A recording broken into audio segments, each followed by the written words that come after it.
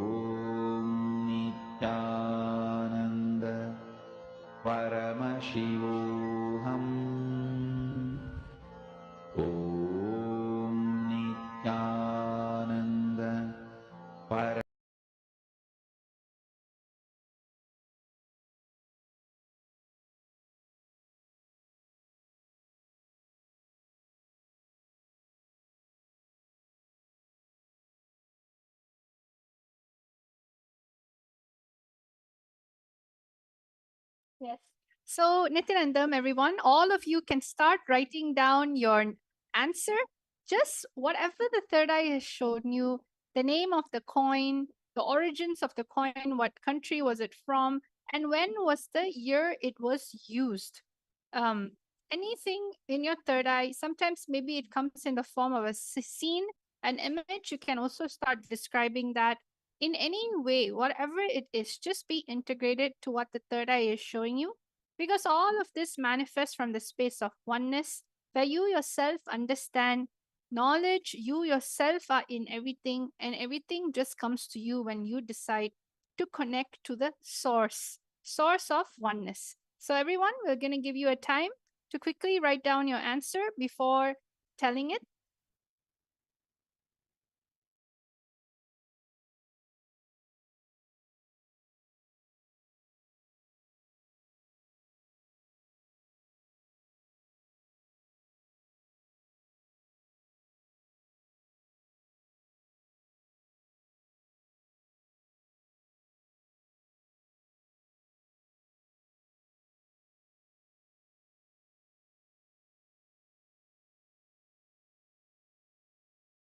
आनन्द परमशिवोऽहम्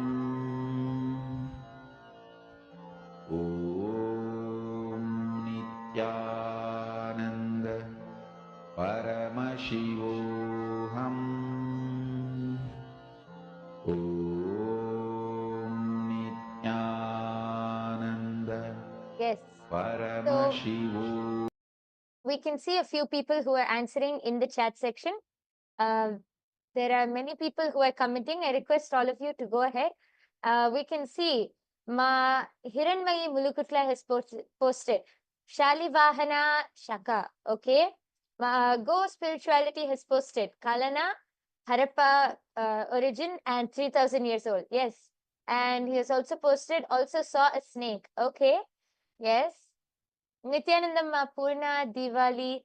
I request all of the people who are in the chat section, please go ahead, post your answers, and we are soon going to be revealing the answer. I request all of you to start posting your answers. Anyone else has anything to post?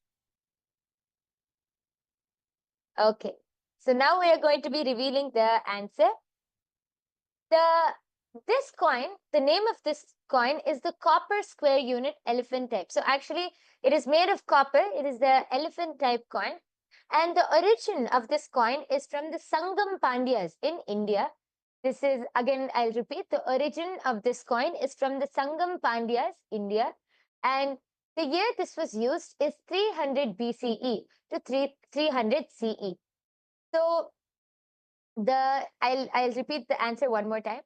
As you can see in the screen in front of you, this is a copper coin, elephant type. The origin is from the Sangam Pandya civilization in India, and the year it was used in 300 BCE to 300 CE. So actually, ghost spirituality, someone has posted, also saw a snake. Actually, you were able to see that it was related to animals. So here it is, the answer is elephant actually, but you were able to see that it is related to animals. And that is very good. You have manifested one part of it. See, this whole power of Sarvanyatva is exploring that space of oneness and being able to explore and download that knowledge. So a big round of applause for all of you who are able to manifest this round. And I request all of you to take a few moments. You can go to the URL which is projected below, and I request all of you to click on that URL and post your answers over there. You can go to tinyurl.com//Kailasa PM. And you can post your answers there and your experience about your power manifestation. Yes. So actually, there is many people who want to manifest these extraordinary Shaktis. Many of you might be wondering, how can I manifest these Shaktis? Or how can, if you have some friends or family who are wondering, let me tell you the secret. The secret is Diksha, initiation. See, all of these powers are manifested through our third eye. And to awaken your third eye, you need the initiation, the Diksha of an enlightened master. Diksha can happen through three forms, either through Sparsha, touch, Nayana, look, or mantra through words.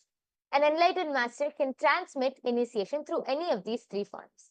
And right now, we are so blessed to be able to have every day to be able to receive the Nayana Diksha of Swamiji, the direct look falling under Swamiji's eyes through the darshan and everyday satsang. I request all of you to come and join everyday's darshan and satsang and the power manifestation session right after, so that you will be able to awaken your third eye and manifest all of these powers. Also, you saw that we were revealing many interesting things and many interesting secrets about power manifestation. Well, if you want to know more, you can actually come. I request all of you, join Paramashiva Sena. See, by becoming a part, Paramashiva Sena is becoming an ambassador for Paramashiva, becoming an ambassador of Kailasa. You can come and experience the Kailasa lifestyle. You can come and directly experience Kailasa as it is by attending this Paramashiva Sena program. This is your first step to come and be a part of Kailasa, to be a part of the revival of the only ancient Hindu civilizational nation. And with this, we come to the conclusion of this power manifestation session. Just before that, I would like to address one question. And in the comment section, I can see one person has posted, excuse me, but I'm curious. What is the point of this, chanting the Mahavakya, Om Nityananda Paramashivo? See, as I was just explaining, when Swamiji gives us, as an answer to your question, see, when Swamiji gives us the initiation, as I explained, there are three ways. One is through mantra, through word. Just by chanting this japa, Om Nityananda Paramashivoham, this one mantra is infused with so much of life energy. It's infused with so much of power. Just by chanting this mantra, your whole consciousness will just raise to a higher state. So you will be able to connect. See, all of these powers are manifested from the space of oneness to the ultimate, to Swamiji. As we connect to Swamiji as the ultimate, all of these powers manifest only from that space of ultimate. So when you chant this mantra, it is the direct passcode to connect you to that ultimate consciousness. It will raise your whole consciousness. So this is an answer to your question, Sino J. Yes. So with this, we come to the conclusion of this power manifestation session. We thank each and every one of you for joining with us here today. Please do join every day right after the live darshan for the power manifestation session. Let us now conclude with the Purna Mantra. I request all of you to sit with your head, neck and spine in a straight line. Hold your hands in the Atmanjali Mudra. Let us take a moment to offer our gratitude to Swamiji, who has revealed this profound science to all of us, as we conclude with the Purna Mantra. Om Purnamadah Purnamidam Purnat Purnamudachyate Purnasya Purnamadaya Purnamevavasishyate. Om Shanti Shanti Shanti Harihi Om Tat Sat. Sarvam Bhagavad Shri Nityananda Paramashiva Padukarpanamastu. Om Nityanandam. Thank you, everyone. Nityanandam.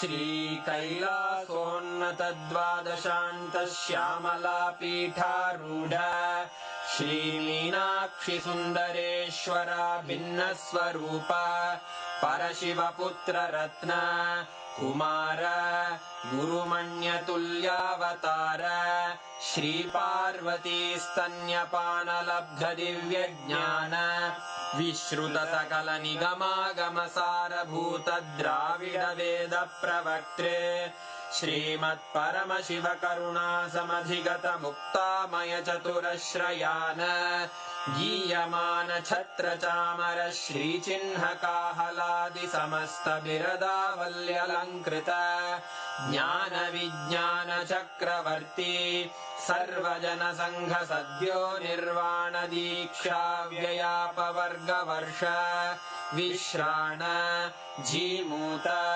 परमतकलभकेसरी शैवसिद्धान्तस्थापनाचार्य श्रीराजाधिराजपाण्ड्यमहाराज गुरु क्षपणशाक्यादिमहान्धकारनिवारणज्ञानभानु वीक्षणानर्हार्हध्वजोच्छेदनपूर्वक श्रीमद्वृषभध्वजस्थापक शैवसमयकर्त्रे सर्वज्ञपीठारूढ श्रीजगद्गुरु श्रीज्ञानसम्बन्धदेशिकस्वामि वागीशसुन्दरमाणिक्यवाचकस्वामिनाम् अवतारभूत श्रीज्ञानसम्बन्धस्वामि पुनरुद्धृत श्यामलापीठ सर्वज्ञपीठ त्रिनवत्युत्तरद्विशततम गुरुमहासन्निधान अरुणगिरियोगीश्वर परम्परागत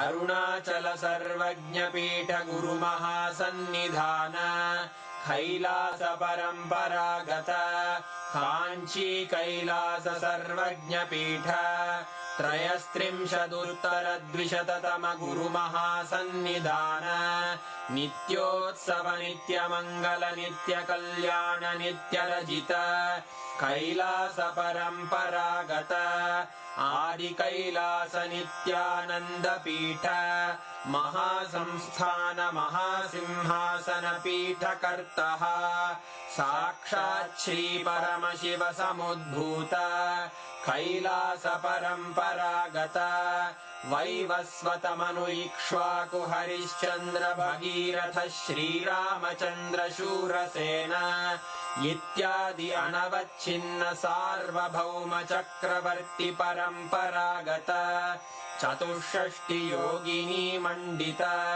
चतुष्षष्टि सम्प्रदाय प्रवर्तक मनुधर्म शासन सूर्यवंश प्राप्त सर्वज्ञपीठ सुरांगी साम्राज्य मूर्धाभिषिक्त चूडामणे साक्षात् श्री परमशिव समुद्भूत कपिल महागुरु पुनरुद्धृत महानिर्वाणि पीठ अष्टोत्तर सहस्र श्री महामण्डलेश्वर साक्षात् श्री परमशिव सिंहासनाभिषिक्त समस्त गणनायक श्री महागणपति समारंभ अनवच्छिन्न पीठाधीश्वर गुरु परंपरा प्राप्त अटल पीठ अष्टोत्तर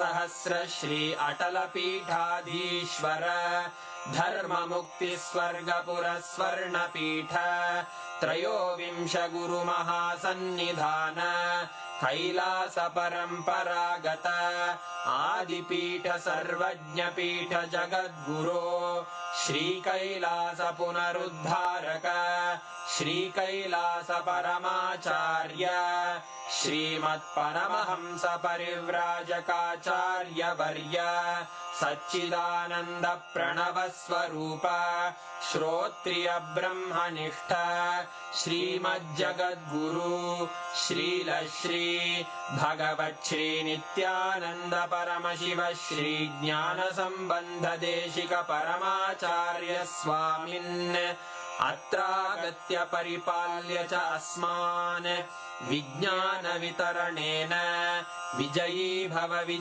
भव जय जय